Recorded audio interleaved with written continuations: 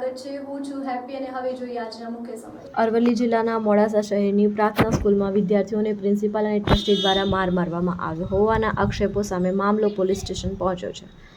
Paper ચોરીના શંકાસ્પદ આરોપને લઈને વિદ્યાર્થી સાથે મારપીટ કરાઈ હોવાનો વાલીઓનો આક્ષેપ છે।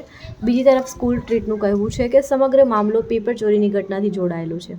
હાલ પોલીસે ફરિયાદના આધારે તપાસ શરૂ કરી છે કે તપાસ પૂર્ણ થયા બાદ જ સમગ્ર ઘટનાનું સાચું ચિત્ર સામે આવશે।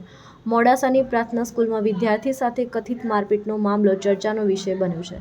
વિદ્યાર્થીના વાલીઓએ આક્ષેપ કર્યો છે કે માત્ર અન્ય એક બાળકના કહેવાથી તેમના પુત્ર પર પેપર ચોરીના આરોપ મૂકવામાં આવ્યો અને ત્યારબાદ પ્રિન્સિપાલ તેમજ ટ્રસ્ટી દ્વારા ઢોર માર મારવામાં આવ્યો।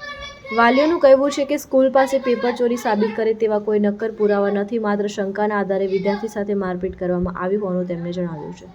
આ સમગ્ર તપાસ મામલે વાલીઓએ પોલીસ સ્ટેશનમાં રજૂઆત કરી ન્યાયની માંગ કરી છે।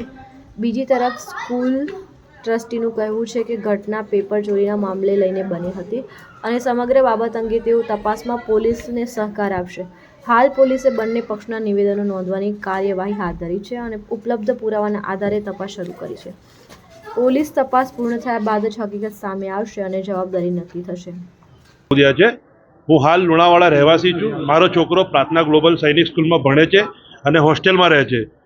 સવારે 11 વાગ્યાના સમયે ટ્રસ્ટી છે પ્રાર્થના ગ્લોબલના હરીશભાઈ પટેલ, જેઓએ બરાબર ફોન કરીને એમ કીધું કે તમારા છોકરાએ પેપર લીક કર્યું છે 7મા ધોરણનું, તો તમે તાત્કાલિક સ્કૂલમાં આવો। એટલે અમે સ્કૂલમાં ગયા હમણાં કલાક પહેલાં, તો ત્યાં મારા છોકરાને નિર્દય બિલકુલ એમ જેમ આતંકવાદી પકડ્યો ATS વાળાએ, એવો મારા છોકરાને હરીશભાઈ પટેલ અને પ્રાર્થના ગ્લોબલ સૈનિક સ્કૂલના પ્રિન્સિપાલ ચંદ્રસેન પટેલે, એના બાદ બી એક છોકરી છે જે 7મા ધોરણમાં પડે વૈધવી, એને મારા છોકરાને 15 લાફા માર્યા છે। તો હું તમારા જોડે એક આશા રાખું છું મોડાસા સરકાર જોડે કે મારા છોકરાને આતંકવાદી નથી, એક સામાન્ય અમે ઘરમાંથી આવે છે વિદ્યાર્થી છે, એને આવો ના માર મરાય, બસ તમે ન્યાય આપો।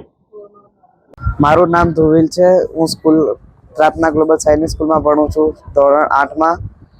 આજે હું નાસ્તાના સમયે નાસ્તો કરવા ગયો હતો ત્યારે મારા ડ્રીલ ઇન્સ્ટ્રક્ટરે કીધું કે તને ટ્રસ્ટી બોલાવે છે। તો હું ટ્રસ્ટીની ઓફિસમાં ગયો અને ટ્રસ્ટીની ઓફિસમાં એક છોકરો હતો 7માનો, તો એ કહેતો હતો કે મેં એને પેપર આપ્યું સંસ્કૃત અને ઇંગ્લિશનું, જે કે મેં નહોતું આપ્યું એને।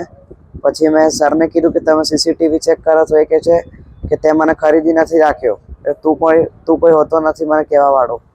અને પછી 20-25 લાફા માર્યા છે, દંડા માર્યા છે અને છોરી જોડે લાફા મરાવડાયા છે।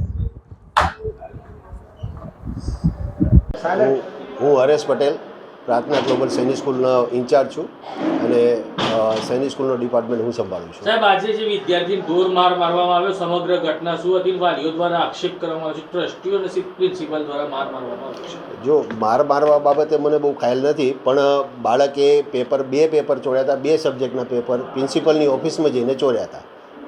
એને ચોરી અને બીજા બાળકને આપ્યું છે। બીજા બાળક પાસેથી 2 સબ્જેક્ટના પેપર અમને પકડાયા છે ને એ બાળકે અમને આનું નામ આપ્યું કે સાહેબ મને આ લોકોએ મને આપ્યું છે। સીસીટીવી કોઈ આધાર પુરાવા ખરા? જુઓ સાહેબ, સૈનિક સ્કૂલ છે નવી, મને હમણાં જ નવી પરમિશન મળી છે, એટલે એમાં CCTV હશે તો બી મને બહુ આઈડિયા નથી। કયા ધોરણમાં હતો અને કયા ધોરણનો?